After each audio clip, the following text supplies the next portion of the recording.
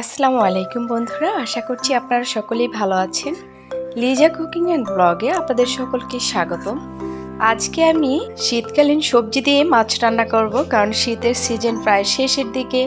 তো যাই হোক বন্ধুরা, এবার আমি এখানে কড়াইতে তেল দিয়ে দিয়েছি, পেঁয়াজ, কাঁচামরিচ এবং আদা রসুন পেস্ট। খুব সুন্দর করে এখানে আমি মশলাটাকে কষিয়ে নেব এবং দিয়ে দিয়েছি জিরা বাটা। কিছুক্ষণ মশলাটাকে কষিয়ে এখানে আমি সবজিগুলো দিয়ে দিয়েছি। তো এখানে ফুলকপি, শিম, আরও অনেক রকমের সবজি আছে। এবার দিয়ে দিলাম স্বাদ মতো লবণ, হলুদ গুঁড়ো, মরিচ গুঁড়ো। তো সব কিছু এখানে একসাথে দিয়ে আমি ভালোভাবে নেড়েচেড়ে সবজিটাকে একটু কষিয়ে নেব।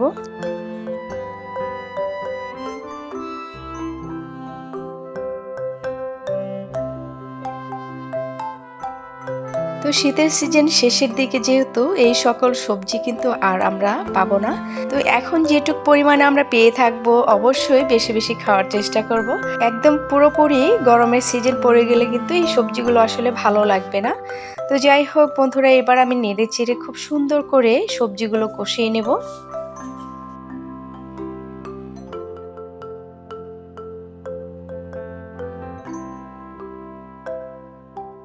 মোটামুটি খুব সুন্দর করে সবজিটাকে কষিয়ে নিয়েছি বন্ধুরা, দেখতে পাচ্ছেন।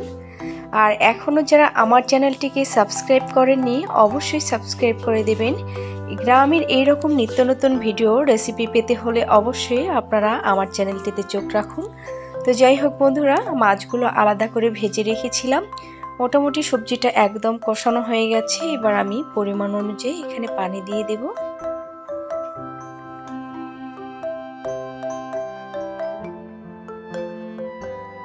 কিছুটা পরিমাণে ধনিয়া পাতা দিয়ে দিয়েছি। আর এবার আমি পানি অ্যাড করে দেব। পরিমাণ অনুযায়ী পানি দিয়ে আমি হালকা বলক তুলে নেব এবং উপর দিয়ে ভাজা মাছগুলো দিয়ে দিচ্ছি। তো দেখতেই পাচ্ছেন ভাজা মাছগুলো দিয়ে দিয়েছি। তো হওয়ার আগ দিয়ে আর একটু পরিমাণে ধনিয়া পাতা ছড়িয়ে দিয়ে আমি রান্নাটা শেষ করব। তো দেখুন কালারটা কত সুন্দর লাগছে আর লোভনীয় একটি রেসিপি। বন্ধুরা, আপনারাও এরকম শীতকালীন সবজি দিয়ে অবশ্যই এইভাবে মাছ রান্না করে খেয়ে দেখবেন কতটা মজার হয়ে থাকে।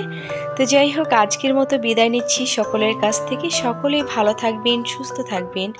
আপনাদের সকলের জন্যই রইল শুভকামনা। আল্লাহ হাফেজ।